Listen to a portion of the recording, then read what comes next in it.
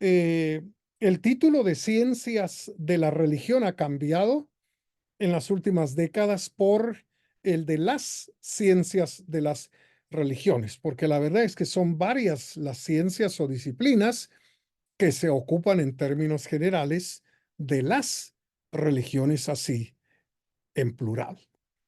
Ahora, yo pretendo desarrollar en los próximos días los contenidos siguientes que de algún modo están en el programa, pero yo voy a seguir aquí una secuencia tal vez un poco particular. Tendremos que comenzar definitivamente con examinar las definiciones de religión que hay, ¿verdad?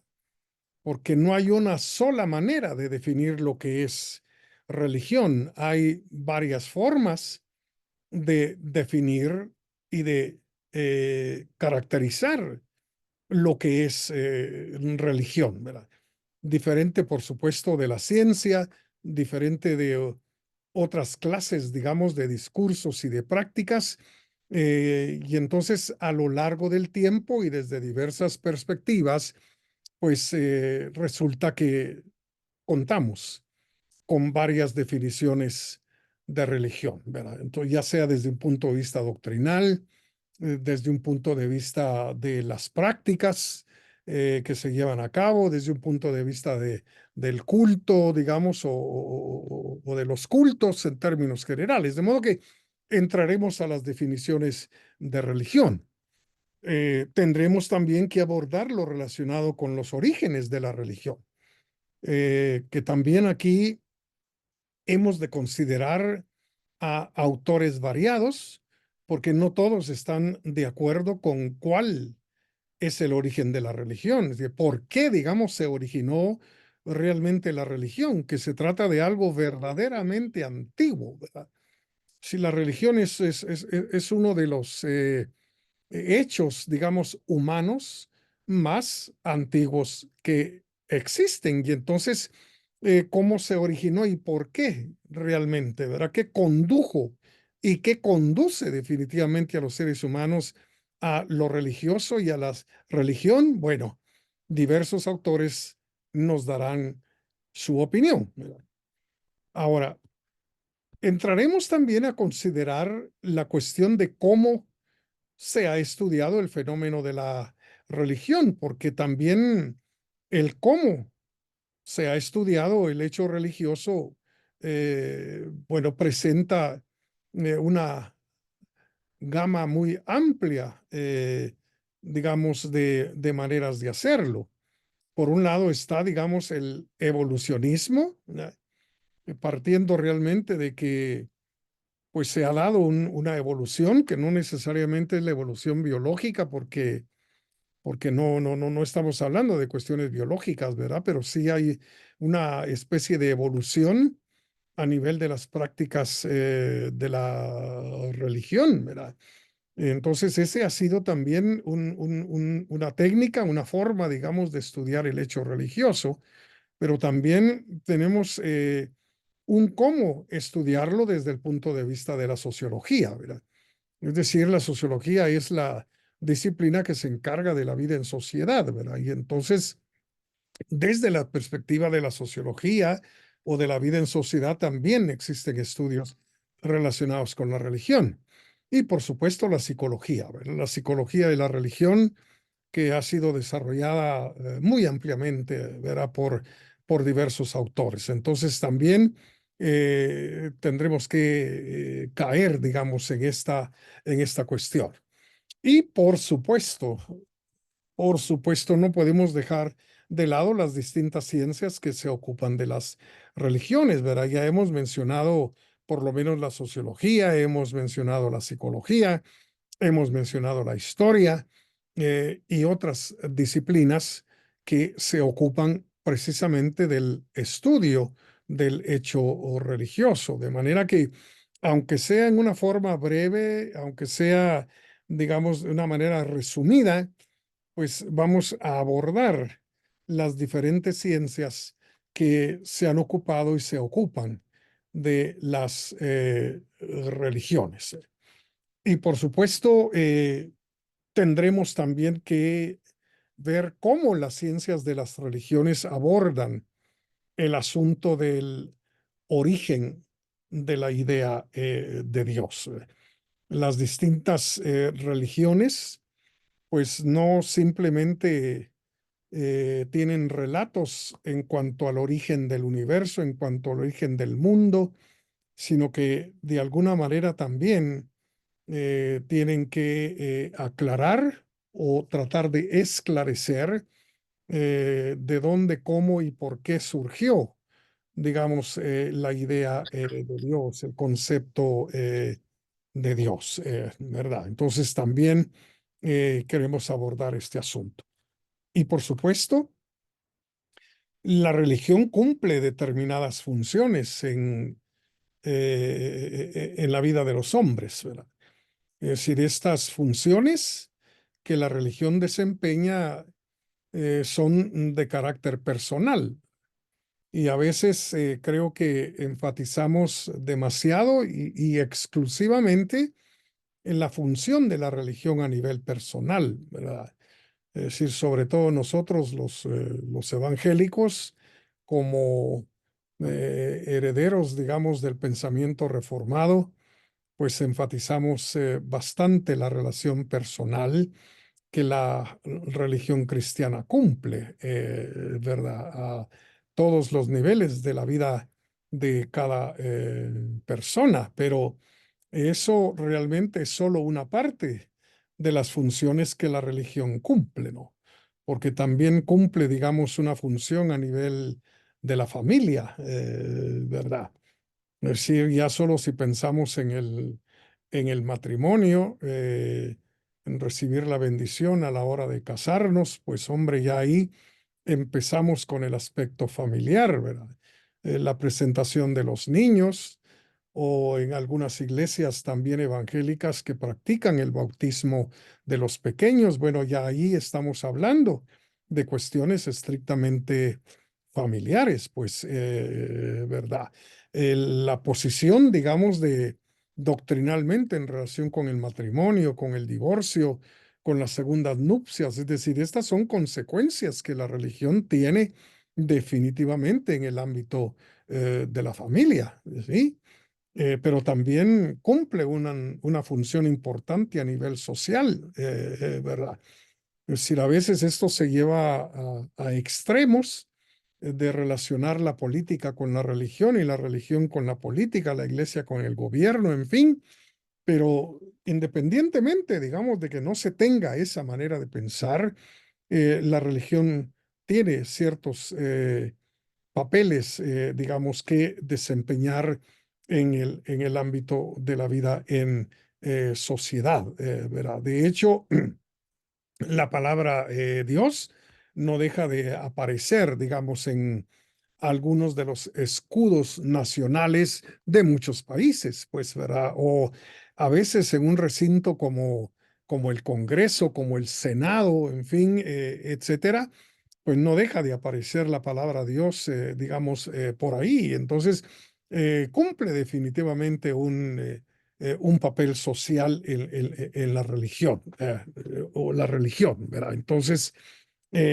claro que hay quienes no aceptan la idea de que el cristianismo sea una religión, pero bueno, y el Nuevo Testamento dice claramente que la religión correcta, la religión buena es esta, dice el apóstol, ¿verdad? Entonces, habla ahí de ciertas condiciones que debe llenar lo que él considera la verdadera religión, que no es otra que el cristianismo, pues, ¿verdad? Entonces, bueno, tendremos que abarcar estos asuntos sobre la función que cumple la religión en esos aspectos, ¿verdad? Y por supuesto, hablaremos un poco del rito y también del mito.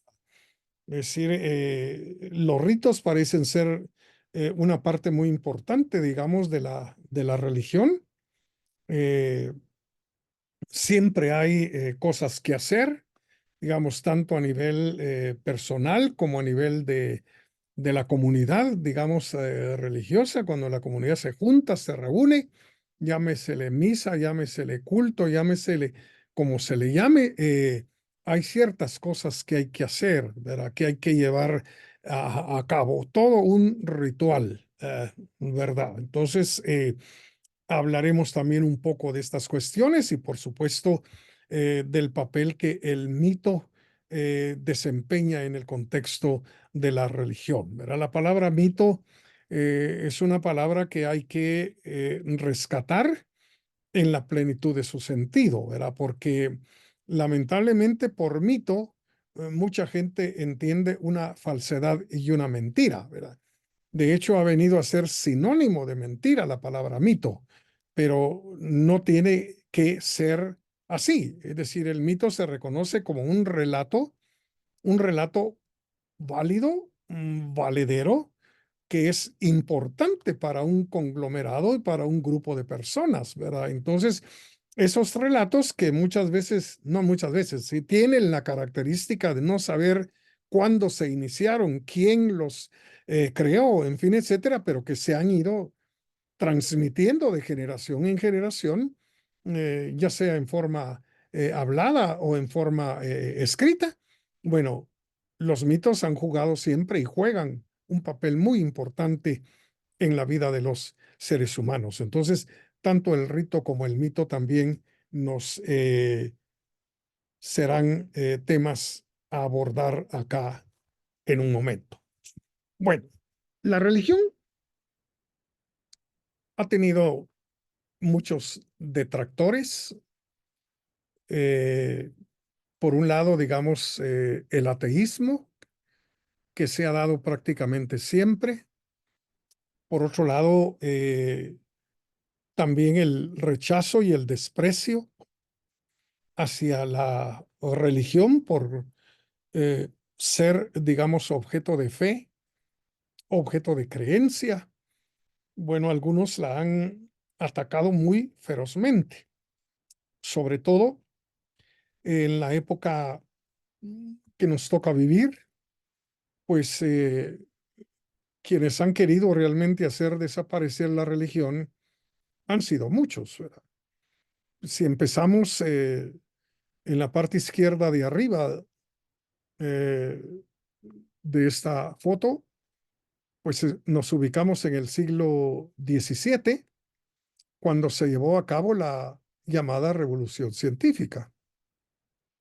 Cuando la ciencia aparece, bueno, aparece una metodología que es precisamente el método científico. Este método definitivamente se basa en la observación, se basa en la experimentación, requiere evidencias y, por supuesto, se trata de algo que se puede replicar.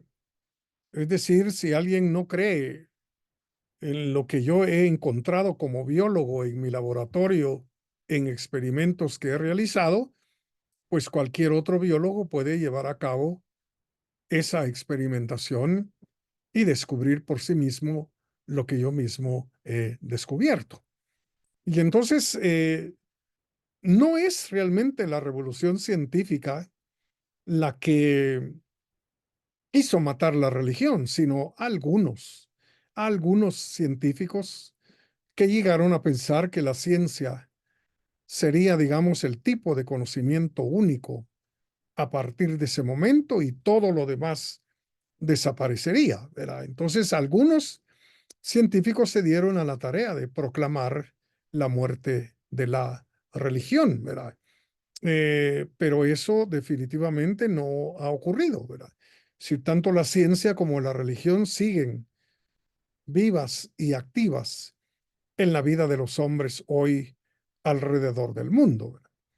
Y aunque la ciencia es metodológicamente atea, porque así es, el método científico no puede tener en cuenta a Dios, ¿verdad? Porque no es objeto realmente de experimentos. Él no va a aparecer nunca bajo el microscopio ni delante del telescopio. Es decir, metodológicamente hablando, la ciencia tiene que ser y es definitivamente atea. Por eso, como dije, no es la ciencia, sino algunos científicos los que trataron realmente de matar la religión en nombre precisamente de la ciencia. Pero eso no ocurrió. Bueno, pero en el siglo XVIII, un heredero, digamos, de la revolución científica, como fue el filósofo francés Augusto Comte, bueno, creador de lo que se denomina positivismo, ¿verdad? El positivismo es realmente una actitud que no acepta absolutamente nada más que los hechos que aparecen ante nuestros sentidos y nada más, ¿verdad? Comte decía, pues, que para llegar a este punto en el cual importan únicamente los hechos que aparecen ante nuestros sentidos y nada más, hubo de pasar mucho tiempo. Y Augusto Comte dividió la experiencia de la humanidad y del pensar de la humanidad en tres etapas. La primera etapa le llamó la etapa teológica, que fue la etapa de la religión, la etapa de los dioses, que para Comte fue y es la etapa más primitiva, de mayor ignorancia. La etapa teológica, la primera. La segunda etapa fue la etapa metafísica del pensamiento humano, le llamó así Augusto Comte, abarcando, digamos, con el término metafísica toda la historia de la filosofía anterior a él. Para llegar a la última y gran etapa en el pensamiento humano que él denominó la etapa positiva. Lo importante ahora son los hechos que aparecen ante nosotros y nada más. De modo que la religión hay que olvidarse de ella, hay que sepultarla, porque se trata de la forma de pensamiento humano más atrasada, más primitiva, que ya no nos sirve absolutamente para nada. Afortunadamente, al que enterraron fue a Augusto Comte, y la religión sigue viva y activa el día de hoy. Pero también en el siglo XIX apareció otro intento de matar la religión con el pensamiento materialista de Karl Marx. El marxismo, pues, se precia de ser materialista, de no creer en entidades espirituales de ninguna clase, porque lo único que hay es materia. La materia es el todo y el todo es la materia. Para Marx, la religión no era otra cosa que un instrumento de explotación hacia los trabajadores. Recordamos la expresión de Marx de que la religión es el opio de los pueblos.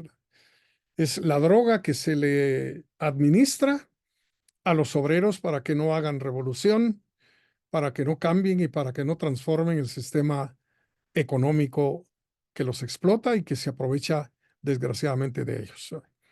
Ahora, el marxismo, tanto política como filosóficamente, pues ha sido un fracaso, ¿verdad? Un fracaso, sobre todo a partir de 1989, con la caída del muro de Berlín y el desaparecimiento de los regímenes comunistas marxistas en Europa Oriental. Bueno, el marxismo se acabó. Y la religión sigue bien, está saludable el día de hoy. Y finalmente, la religión ha sobrevivido también a la obra de este filósofo francés Jean-François Lyotard, que en 1979 publicó la obra que lleva como título La condición posmoderna. En esta obra, Lyotard simplemente lo que propone es que la verdad no existe. No hay verdades ni hay verdad.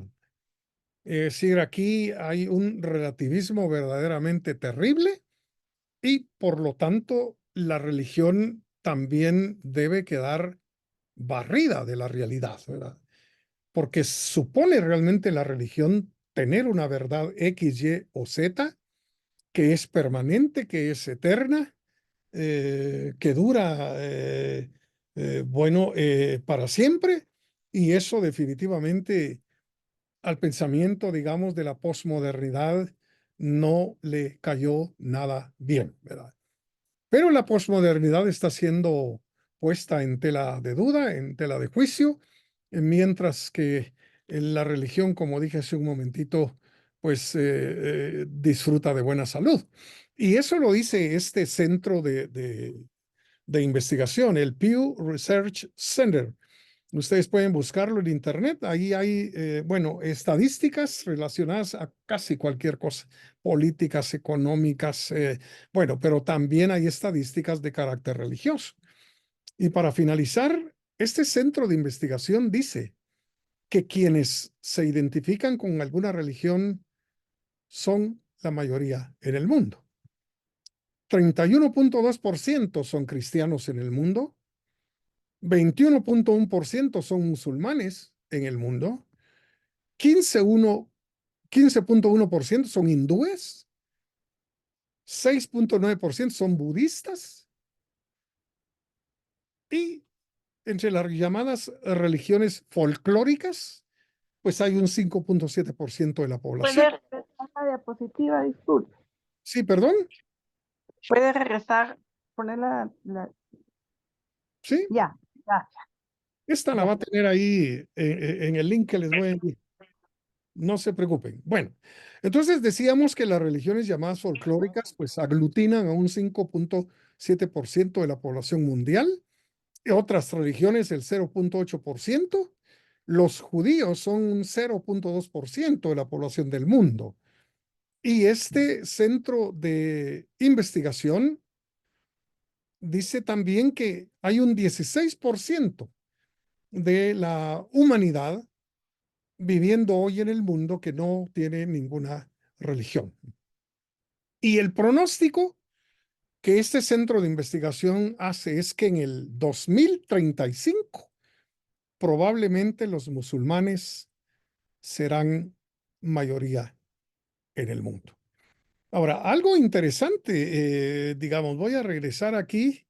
Algo interesante que deja en claro este centro de investigación es que entre los cristianos, con el 31.2% de adherentes alrededor del mundo, los evangélicos son los que más crecimiento han tenido en las últimas décadas, ¿verdad? Muy interesante lo que este centro señala en relación con ello. Bueno, entonces, esto nos indica pues que a pesar de los intentos que se han hecho por matar y hacer desaparecer la religión, sobre todo desde el siglo XVII, pues prácticamente no han servido para nada. La gente, las personas, los seres humanos, bueno, continuamos apegados a alguna religión alrededor del mundo. Entonces, es un hecho importantísimo de estudiar, muy importante de estudiar, ¿verdad? Y por eso, pues agradezco que este seminario exista aquí en el pensum de estudios de la maestría.